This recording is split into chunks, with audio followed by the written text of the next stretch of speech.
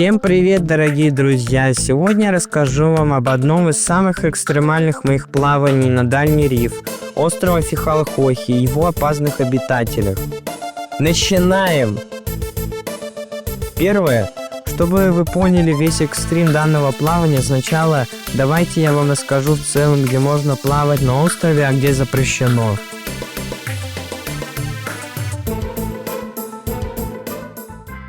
Если смотреть на остров Скоптера, то он имеет форму треугольника, омываемого как океанским течением, так и имеющим свое внутреннее отбойное течение. И это, мои дорогие друзья, очень опасно. Поверьте нам, пожалуйста, на Фихалхохе в этом году утонул русский турист. А в прошлом году нашего папу унесло течением, и его еле-еле успели спасти спасатели. И ранее тут тонули китайские туристы. Поэтому всем строго рекомендуют плавать только на ближнем рифе, как мы его про себя назвали. Это маршрут от водных вилл до причала с катерами, огибая песчаную косу. Про наше приключение на ближнем рифе у нас уже было несколько роликов, смотрите по ссылке в описании. Но нам постоянно говорили, что очень редко на ближнем рифе видят манты и черепах. Но так как они очень пугливы, то встретить их шансов практически нет. И действительно, в прошлый раз мы только однажды случайно на закате встретили черепаху, а мант мы так и не увидели ни разу. И в этот раз 5 дней подряд ни одной черепахи.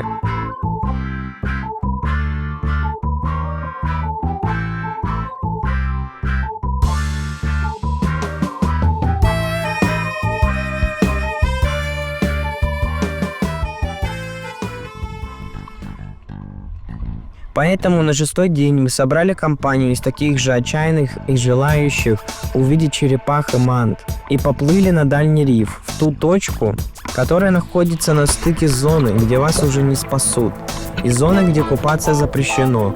Вот эта точка на карте, белый буй, обозначающий самую дальнюю точку лагуны. Заход и первые 15 минут плавания, конечно, очень некомфортные, так как на малой глубине между скалами и волнами приходится плыть против сильного встречного течения. И самое неприятное, дорогие друзья, что тут оказалось очень много рифовых и черноперых акул. Пока мы плыли, несколько особо любопытных так и крутились вокруг нас с разных сторон. Но так как нас было 7 человек, то их, видимо, что-то смущало. И они держались от нас на безопасном расстоянии, но ощущения, скажу вам, были не из приятных. Но, видимо, нужно было доплыть до кромки рифа. И тут, как говорится, к нам удача повернулась лицом.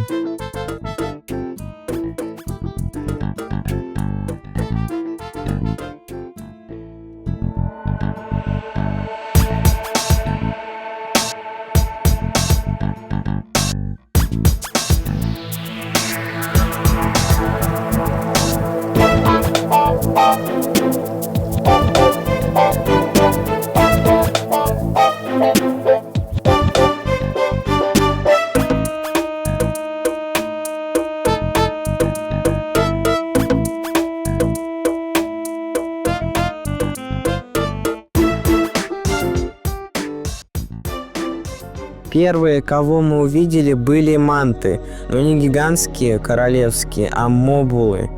Они чуть поменьше, но такие же грациозные и красивые. Они неожиданно появлялись, как какие-то летающие призраки, и также быстро проносились мимо. Но на видео кажется, что плывут они довольно медленно. Поверьте, дорогие друзья, поймать их на камеру было совсем непросто. У меня при виде каждой из них просто от восхищения сводилось все внутри, так как это было что-то абсолютно инопланетное. И именно ради этих мгновений мы отправились в столь рискованный заплыв.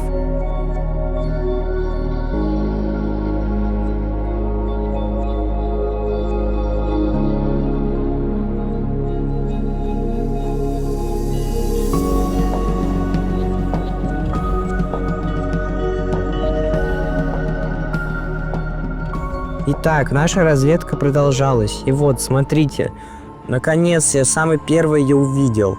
Черепаха. Она плавала так грациозно и свободно, словно танцевала под водой. Я даже не ожидал такой встречи. Это было просто потрясающе.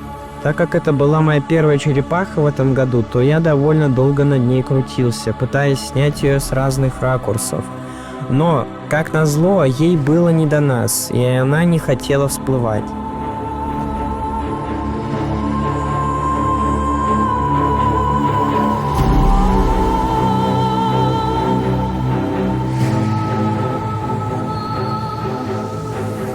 Но это было только начало. Проплывая мимо красочных кораллов, я встретил следующую. Представляете, какая удача! Я просто в восторге от такого обилия морских жителей. И каждая из черепах была особенная и прекрасная. И тут снова появилась она, манта мобула. Это просто атмосферное существо. Она плавала так грациозно и изящно, что я застыл в изумлении. Это был действительно незабываемый момент.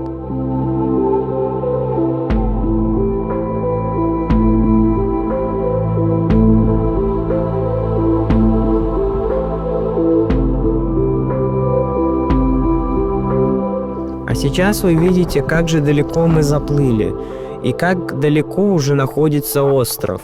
Это было очень экстремально, и мы не советуем вам в одиночку так плавать. И тут я опускаю камеру в воду и, как говорится, без слов.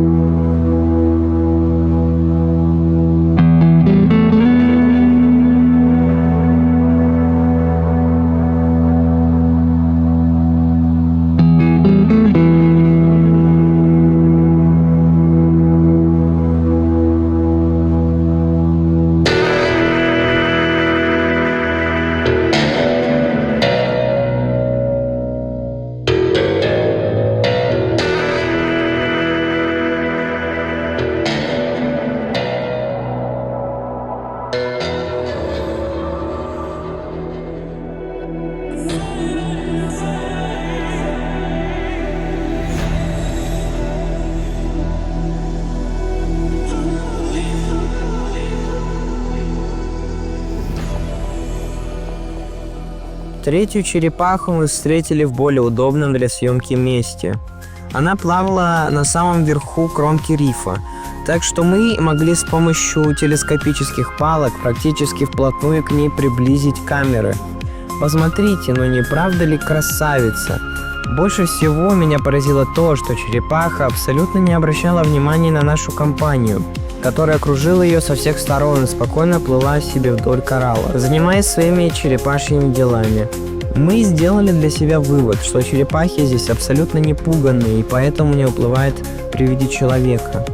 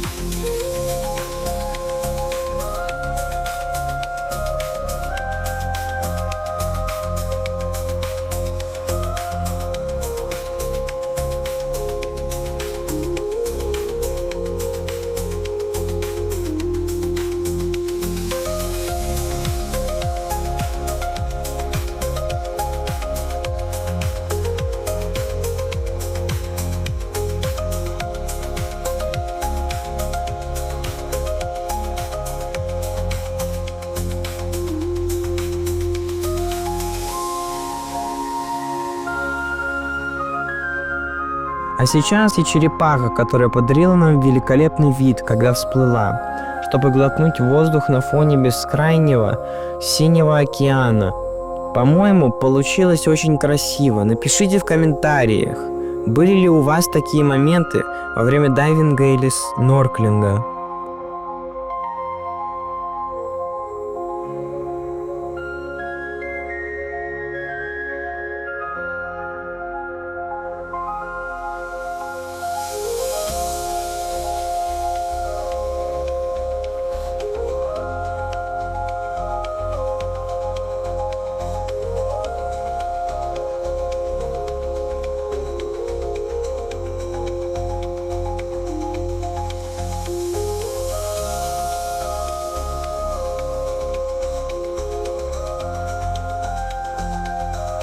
Дальше была 4-я черепаха, также плавающая неглубоко по кромке рифа.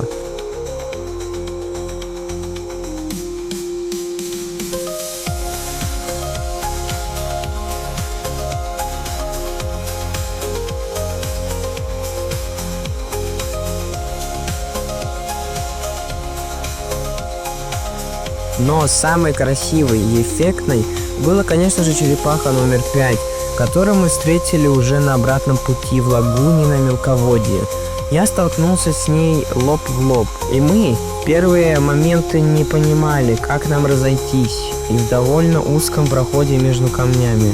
Но черепаха выбрала вариант проплыть снизу подо мной, и мы пошли параллельными курсами. Я смог ее снять во всех ракурсах, посмотрите, какая она красавица.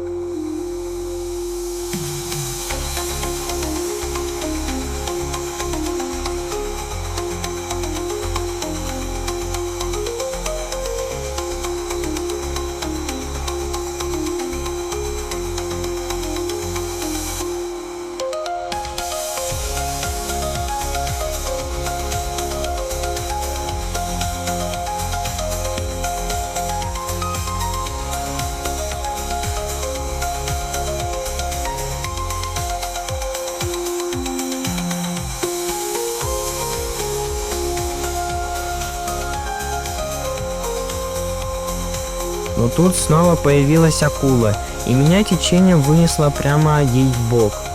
Было очень интересно посмотреть на ее реакцию, но, как вы видите, реакции не было. И акула спокойно мимо меня и черепахи поплыла дальше.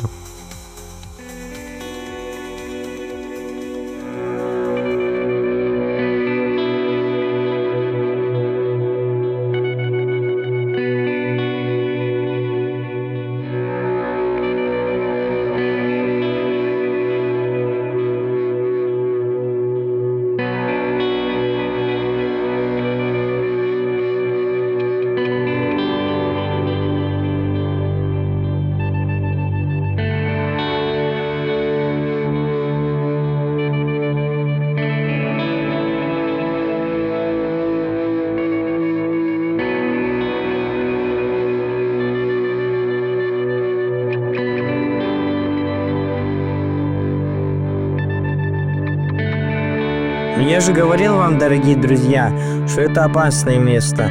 Посмотрите, в самой дальней точке нашего заплыва мы наткнулись на пещерки или места отдыха акул-нянек, которых тут было также довольно много, и они абсолютно на нас не реагировали. Вот смотрите, они в одиночку или парами спокойно спят или набираются сил перед ночной охотой и позволяют себя снимать. Я признаюсь честно, в первый раз видел, как и где спят акулы-няньки, поэтому с интересом поплавал над теми, кого было видно среди камней.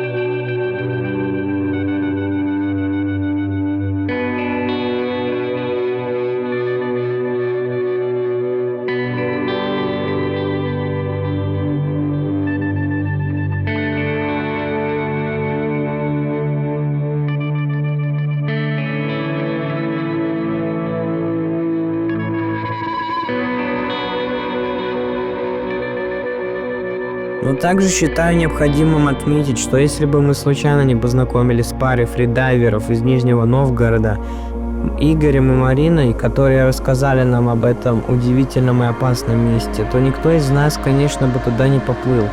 И не было бы, дорогие друзья, данного видео о наших приключениях и черепахах с мобулами. Мы бы тоже их не увидели.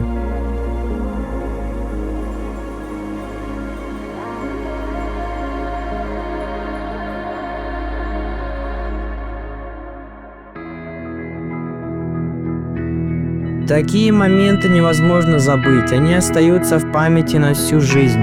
Я рад, что могу поделиться этим невероятным приключением с вами, моими дорогими подписчиками.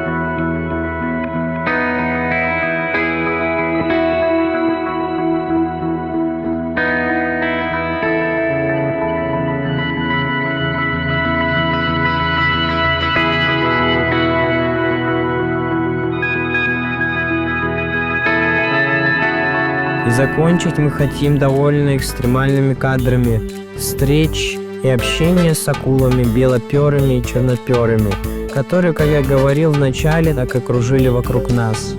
Поэтому, дорогие подписчики, мы категорически не рекомендуем вам плавать на дальнем рифе в одиночку или парой, только большой группой, где каждый страхует каждого. Надеюсь, что вам понравился наш рассказ. А вы не бойтесь отправляться в путешествия и исследования, ведь наш мир так богат и разнообразен, что удивляет нас каждый день. Будьте открыты к новым впечатлениям и не упустите свой шанс увидеть что-то по-настоящему удивительное. Ставьте лайки, подписывайтесь на наш канал, жмите колокольчик и смотрите нас в телеграм-канале Яндекс.Дзене. Всем пока-пока!